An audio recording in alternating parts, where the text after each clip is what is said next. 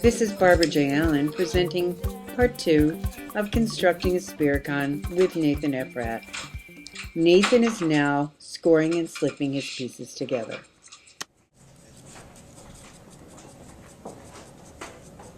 So now we're going to apply slip and join these two sections.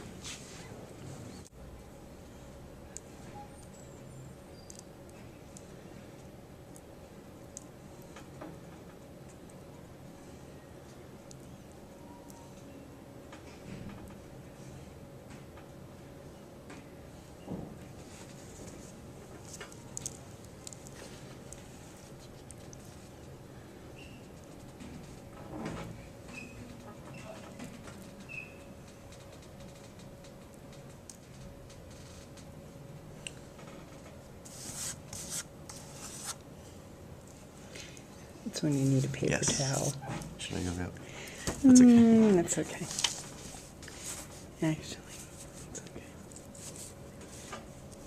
You're doing it really carefully.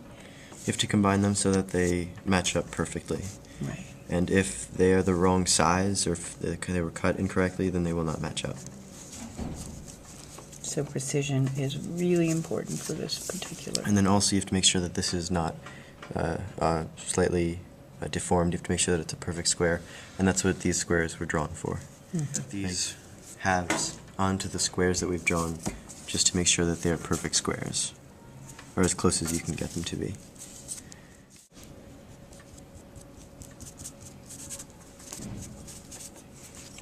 Now I'm just going to join them as well as possible.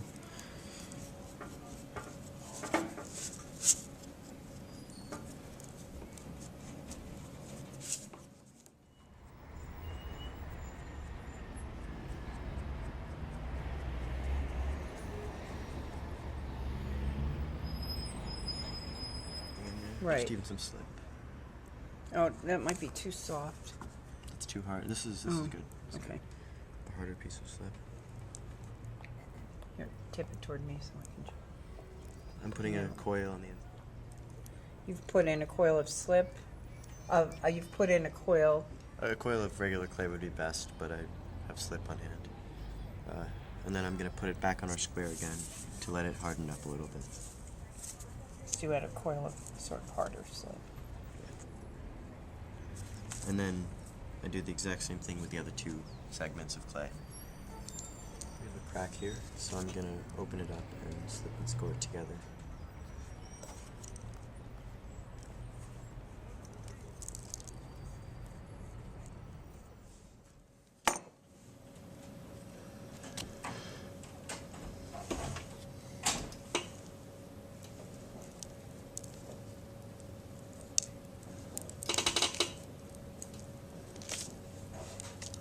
It's larger than that, so I should go all the way in. Go all the way.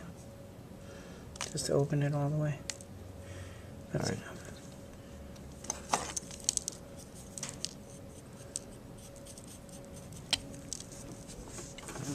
Okay, we have our two halves completed and scored. So now I'm going to start applying slip to it. The way a sphericon is formed is if you take a square and you rotate it about the axis that goes from one corner to another, you'll end up with a bicone, which is two cones stacked against each other. And what the sphericon does is if you take that bicone and you cut it in half and rotate one half by 90 degrees and put them back together, you'll get a sphericon. And I'll show you what it looks like in a second. If I were to put these two halves together like this, you would end up with a cone on top and a cone on bottom. If you cut it in half and you rotate one of them by 90 degrees, you get the sphericon. And that's the way we're going to put it together.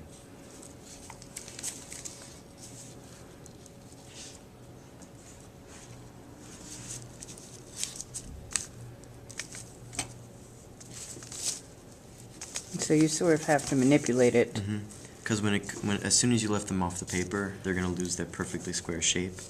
So you have to push them into that shape before you completely push them together. But then once they're stuck, they'll stay in the right shape. It will automatically maintain that square shape as long as they're together.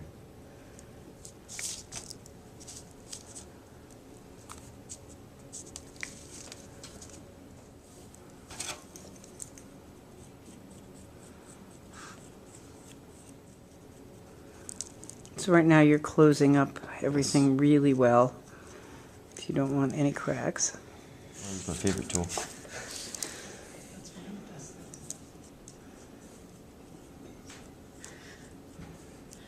Because then I'm able to completely, almost mutilate the edge to where it's one piece, and I'll smooth it out after. Turn it around so people can see. Well, if you look at it from this angle, you'll see the square, and you'll also see the double cone. But then there's this, where it connects. After your Sphericon is completely cleaned up and just past leather hard, do not forget to punch a small hole in it. If you do not do this, your work will blow up during the firing. It has one face, one continuous face, and two edges.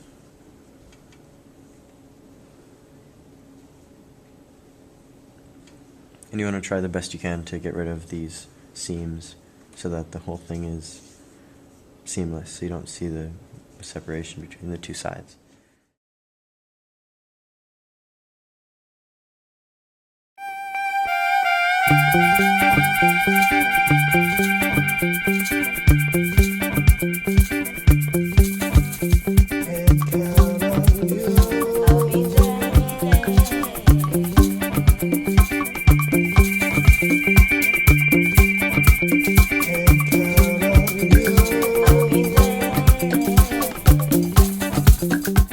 Pretty amazing, these Sphericons in the garden. Nathan Ephrat started us on these. He's found them on a website called Instructables and showed us all how to make them.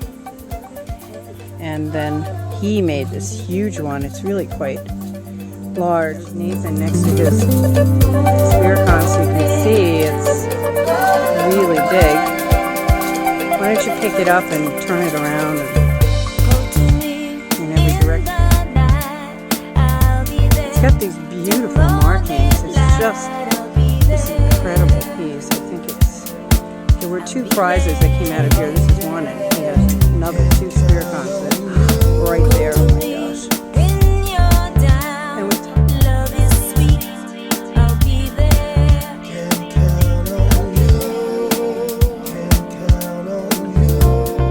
One of these and turn it around. Yeah, that one. This is a figure. Start it here and turn it. You really have to experience it, sort of, but you turn it, it goes back onto itself. And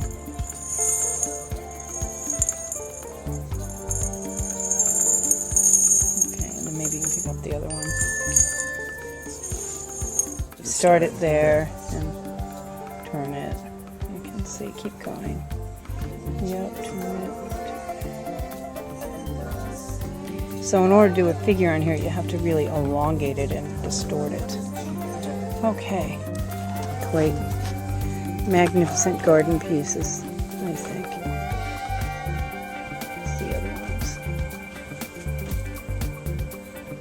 This one is very, very natural.